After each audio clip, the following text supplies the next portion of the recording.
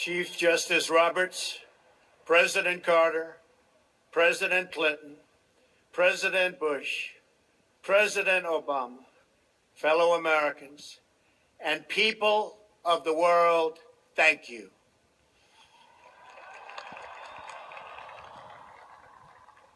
We, the citizens of America, are now joined in a great national effort to rebuild our country and restore its promise for all of our people. Together, we will determine the course of America and the world for many, many years to come. We will face challenges. We will confront hardships, but we will get the job done. Every 4 years, we gather on these steps to carry out the orderly and peaceful transfer of power. And we are grateful to President Obama and First Lady Michelle Obama for their gracious aid throughout this transition. They have been magnificent. Thank you.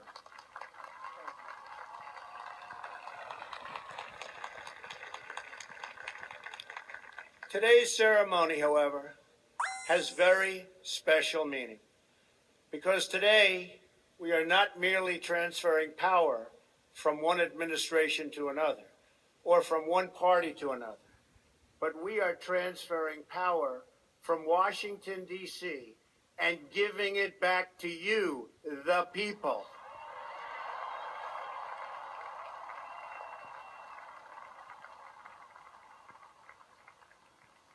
For too long, a small group in our nation's capital has reaped the rewards of government while the people have borne the cost. Washington flourished, but the people did not share in its wealth. Politicians prospered, but the jobs left and the factories closed. The establishment protected itself, but not the citizens of our country. Their victories have not been your victories. Their triumphs have not been your triumphs. And while they celebrated in our nation's capital, there was little to celebrate for struggling families all across our land.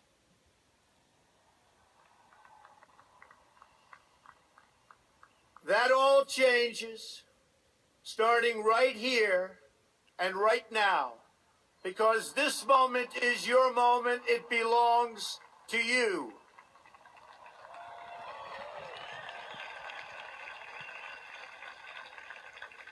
It belongs to everyone gathered here today and everyone watching all across America. This is your day. This is your celebration. And this, the United States of America, is your country.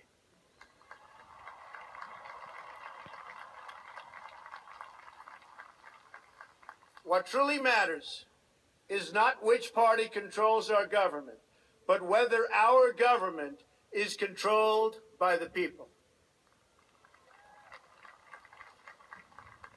January 20th, 2017 will be remembered as the day the people became the rulers of this nation again.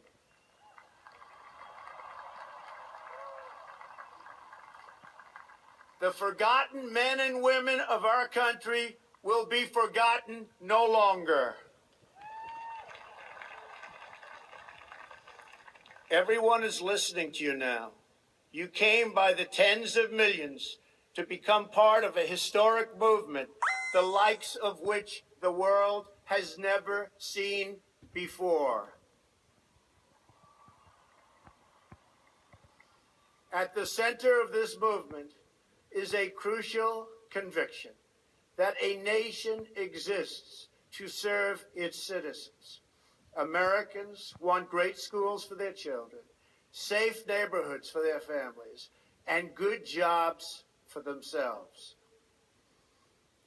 These are just and reasonable demands of righteous people and a righteous public.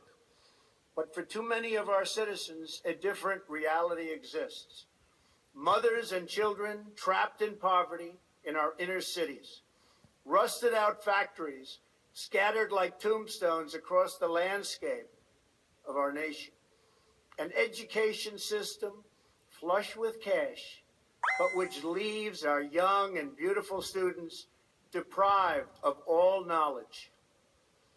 And the crime, and the gangs, and the drugs that have stolen too many lives and robbed our country of so much unrealized potential. This American carnage stops right here and stops right now.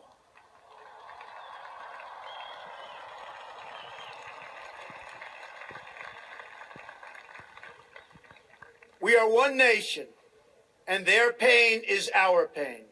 Their dreams are our dreams, and their success will be our success. We share one heart, one home, and one glorious destiny. The oath of office I take today is an oath of allegiance to all Americans.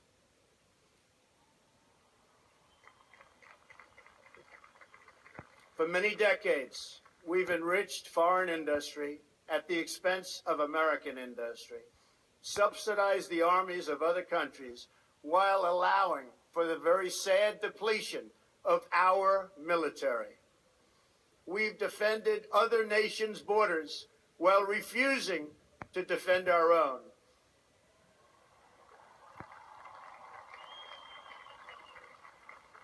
And spent trillions and trillions of dollars overseas while America's infrastructure has fallen into disrepair and decay. We've made other countries rich while the wealth, strength, and confidence of our country has dissipated over the horizon. One by one, the factories shuttered and left our shores, with not even a thought about the millions and millions of American workers that were left behind. The wealth of our middle class has been ripped from their homes and then redistributed all across the world. But that is the past, and now we are looking only to the future.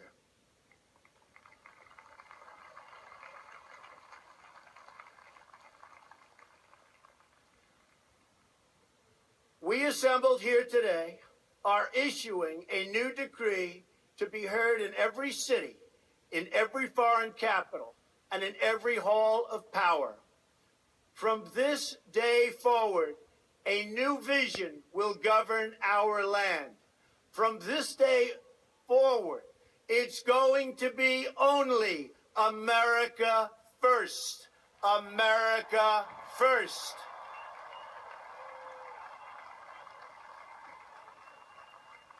Every decision on trade, on taxes, on immigration, on foreign affairs will be made to benefit American workers and American families.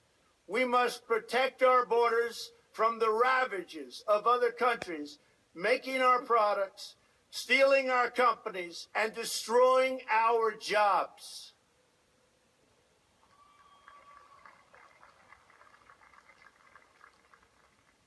Protection will lead to great prosperity and strength.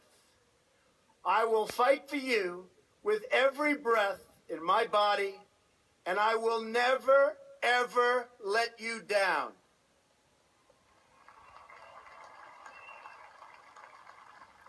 America will start winning again, winning like never before. We will bring back our jobs. We will bring back our borders. We will bring back our wealth. And we will bring back our dreams.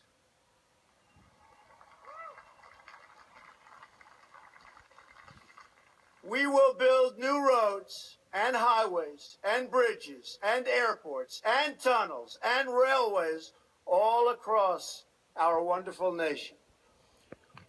We will get our people off of welfare and back to work, rebuilding our country with American hands and American labor.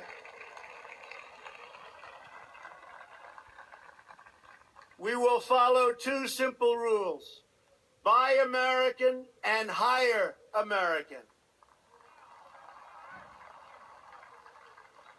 We will seek friendship and goodwill with the nations of the world, but we do so with the understanding that it is the right of all nations to put their own interests first.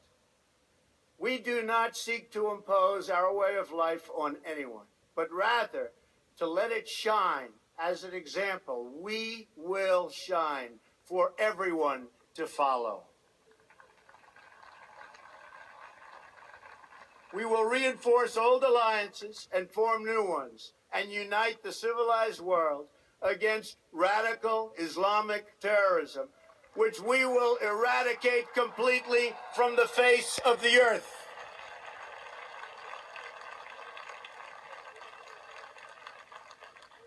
At the bedrock of our politics will be a total allegiance to the United States of America. And through our loyalty to our country, we will rediscover our loyalty to each other. When you open your heart to patriotism, there is no room for prejudice.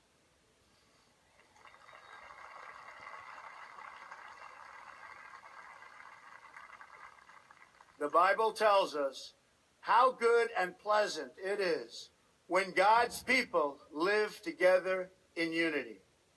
We must speak our minds openly, debate our disagreements honestly, but always pursue solidarity.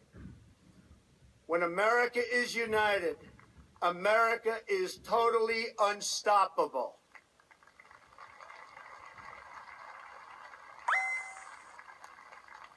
There should be no fear. We are protected, and we will always be protected. We will be protected by the great men and women of our military and law enforcement. And most importantly, we will be protected by God.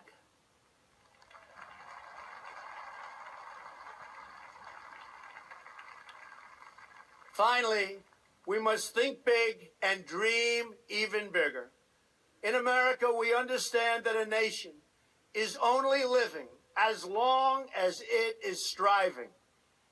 We will no longer accept politicians who are all talk and no action, constantly complaining, but never doing anything about it.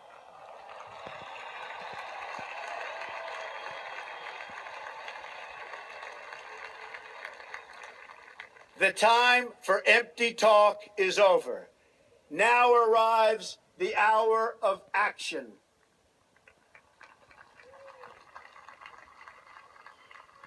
Do not allow anyone to tell you that it cannot be done. No challenge can match the heart and fight and spirit of America. We will not fail. Our country will thrive and prosper again.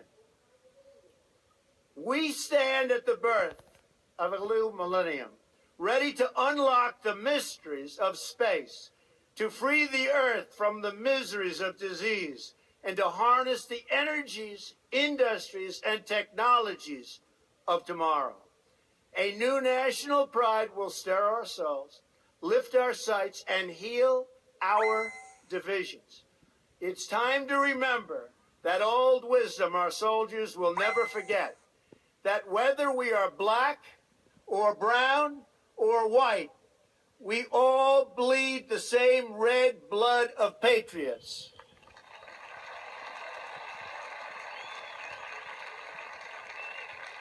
We all enjoy the same glorious freedoms, and we all salute the same great American flag.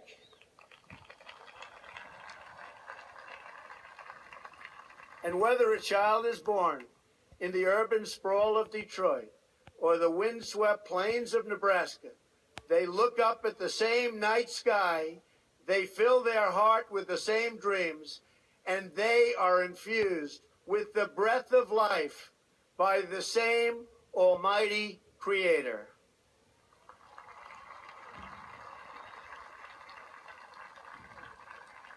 So to all Americans in every city, near and far, small and large, from mountain to mountain, from ocean to ocean, hear these words: you will never be ignored again.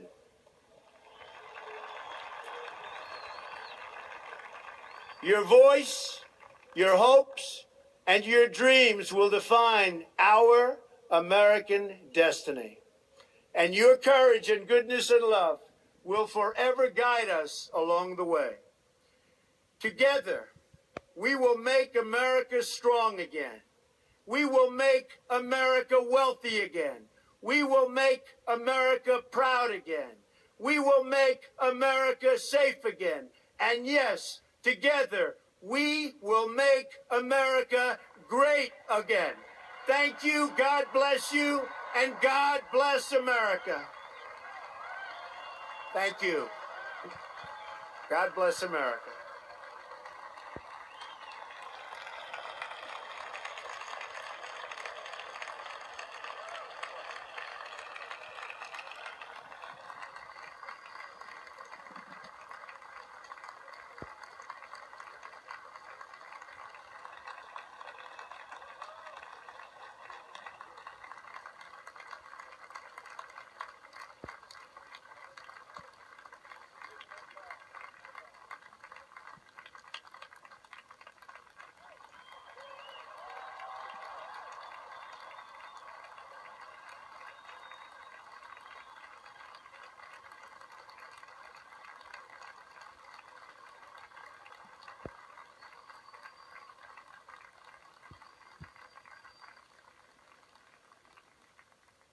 This time, I call on